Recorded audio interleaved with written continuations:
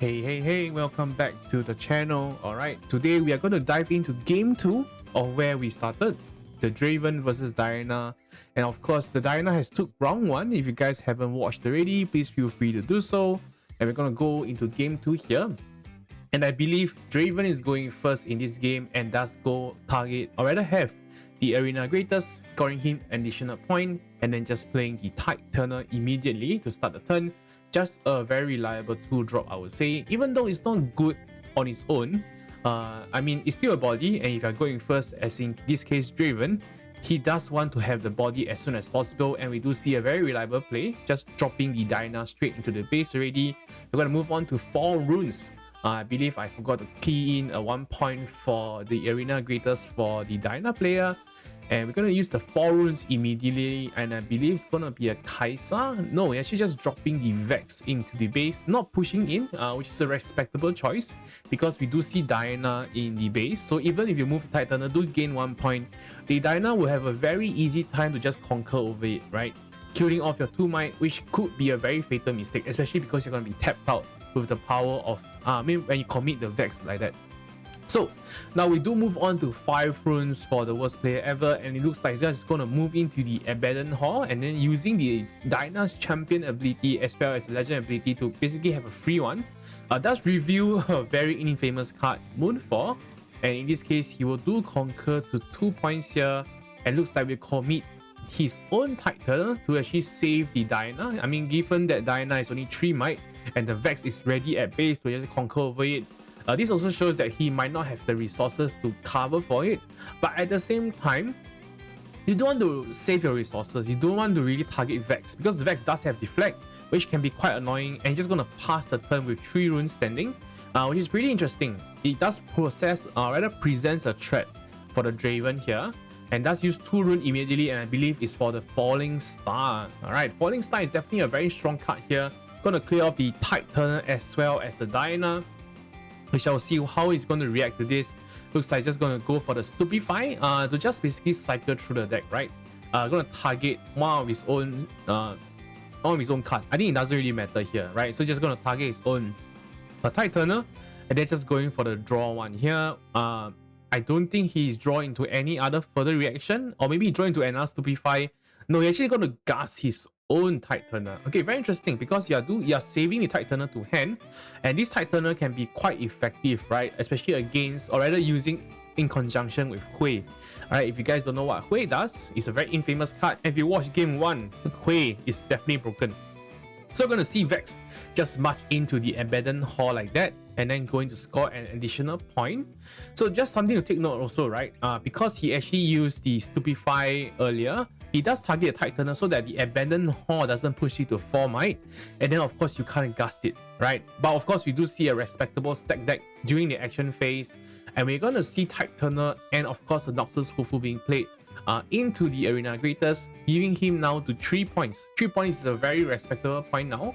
But however, looking at the board of Diana, he doesn't really have anything yet. So this is going to be a bit scary because now he's going to hold to 5 points and just 1 step closer to winning the game.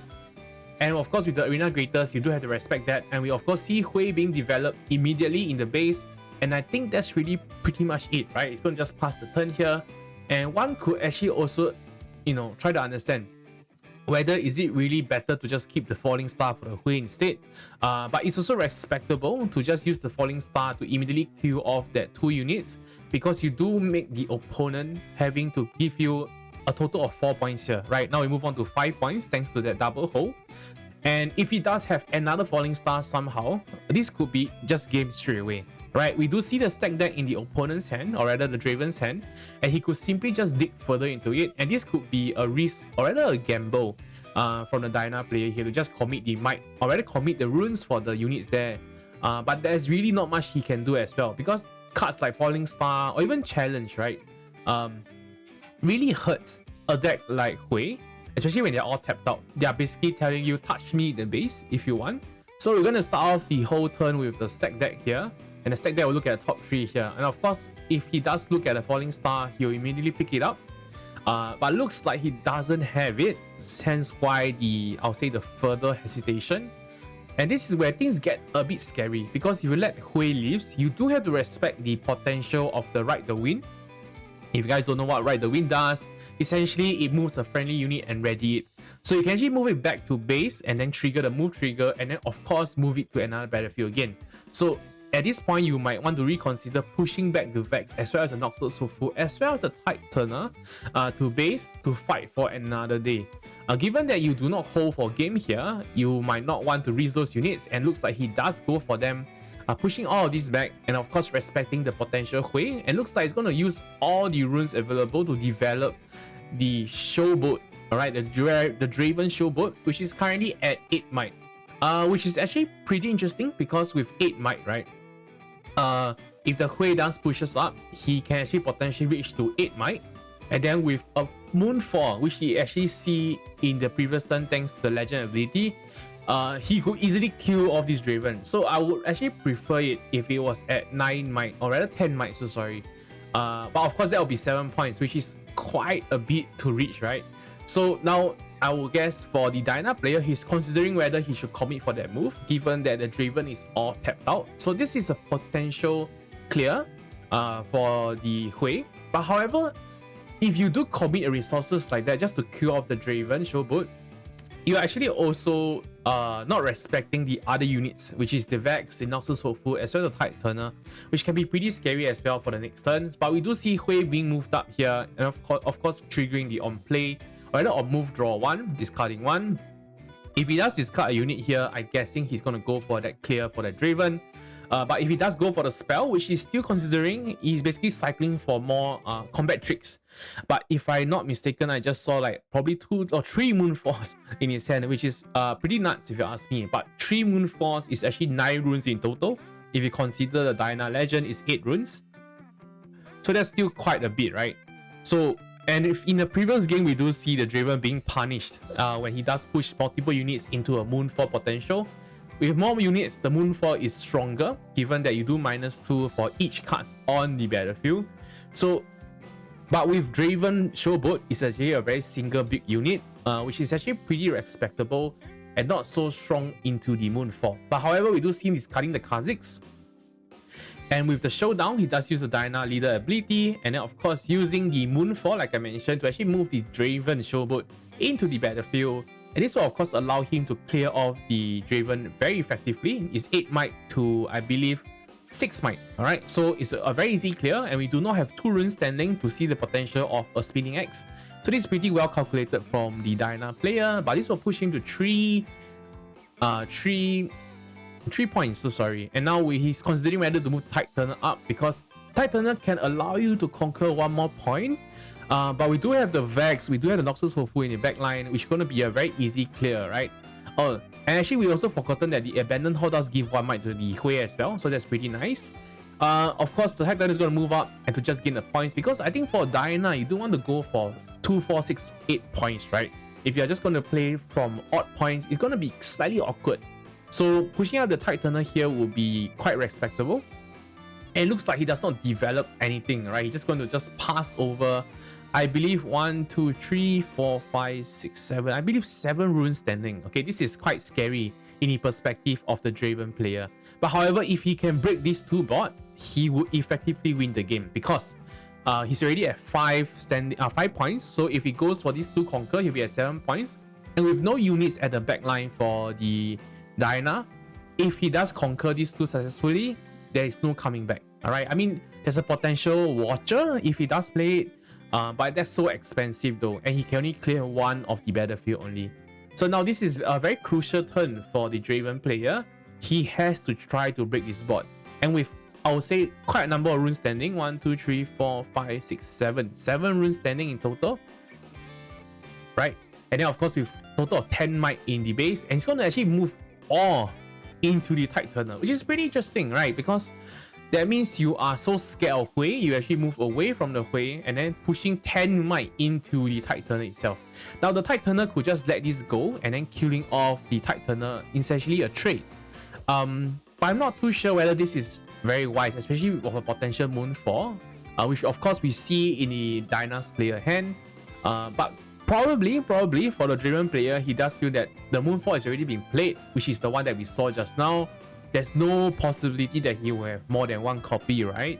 So with this, he actually guarantees that point to 6 points, and then probably he'll follow up with a potential Darius, and the Darius could actually just walk over Hui. So that could be a potential bait here, but we shall see how the Diana intends to respond to this. And it's definitely very scary from the Diana player because moving just 10 might into a 2 might body or rather 2 might battlefield is pretty scary, right? So he's actually going to go for 2 runes here and then going for the right to win. Wow, okay, that's a very interesting play that I never actually anticipated. He's going to actually move the Hui over to actually fight the battlefield. So I mean, given that Draven has decided to move everyone in, he's going to actually potentially try to clear everyone as well. So the Hui will trigger, allowing him to draw 1 and then discarding 1. If he does discard a unit, it's going to be a 10 to 10. And then of course we do have the Moonfall in hand already, so this could be a potential board wipe against the Draven. So it does go for the spell. So now we are looking at a potential 10 to 7, right? Okay, but we do see the Moonfall, and then the Moonfall will minus a total of 6, so we're going to move down to 4 might, basically in favor of the Diana player. So this is really unfortunate, which was, I'll say, a recurrence from the previous game, right? The Moonfall just eliminating the might of those 2 might units. So it's very unfortunate, but we look like we have an answer. We're going to pay 2 runes immediately and then going for the potential Spinning Axe, right? So Spinning Axe will push them back to 7 points.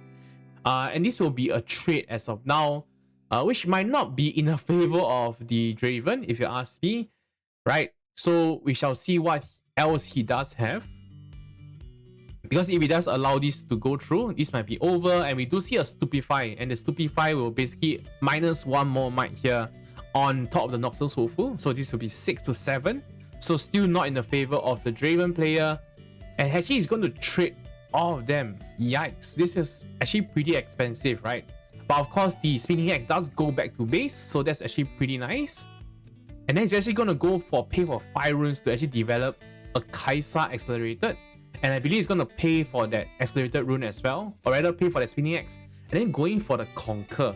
Now, this is pretty interesting because effectively they baited out the Hui and traded off everything with the Hui. And then this also gives a very nice scenario whereby the Diana has to reset the board.